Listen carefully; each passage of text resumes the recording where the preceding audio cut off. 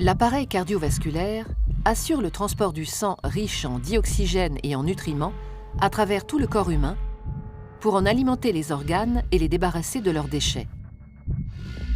Il se compose de 3 grands types de vaisseaux sanguins qui forment un système clos. Les artères,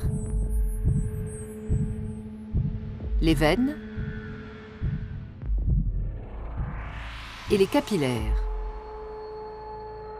Ces 3 types de vaisseaux composent un ensemble de 100 000 km de long à travers tout le corps.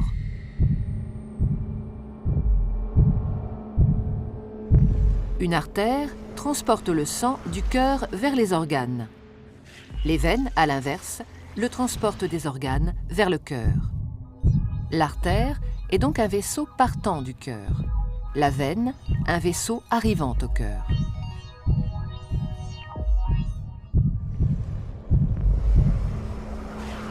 Tous les organes sont richement irrigués, c'est-à-dire qu'une multitude de petits vaisseaux sanguins les parcourent.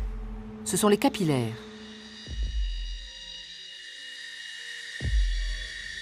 Les capillaires relient entre elles artères et veines dans les organes.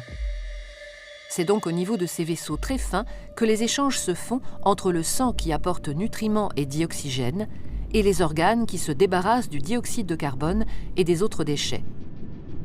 Plus un organe est actif, plus l'apport de sang et les échanges sont importants. Les échanges ne sont possibles que parce que le sang circule en permanence dans les vaisseaux en sens unique. Il est mis en mouvement par le cœur qui fonctionne comme une pompe. Ce moteur de la circulation sanguine est un muscle creux et cloisonné. À chaque contraction, il propulse du sang dans les artères. Le cœur possède 4 cavités avec un côté droit et un côté gauche, composés chacun d'une oreillette et d'un ventricule. Le côté droit reçoit le sang pauvre en dioxygène. Le côté gauche, au contraire, le sang enrichi en dioxygène après son passage au niveau des poumons. Chaque contraction le propulse dans les artères. Au cours d'un battement normal du cœur, le sang pauvre en dioxygène, renvoyé par les organes, pénètre dans l'oreillette droite par la veine cave.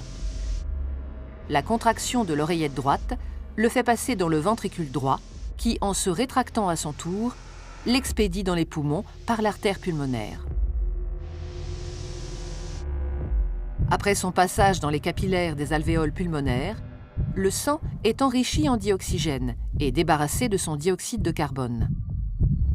Il revient alors dans l'oreillette gauche par les veines pulmonaires. La contraction de l'oreillette gauche le pousse dans le ventricule gauche, qui le propulse lui-même dans l'aorte pour être distribué dans les artères de l'ensemble du corps. Et ce cycle, vital pour l'organisme et l'être humain, se répète à l'infini.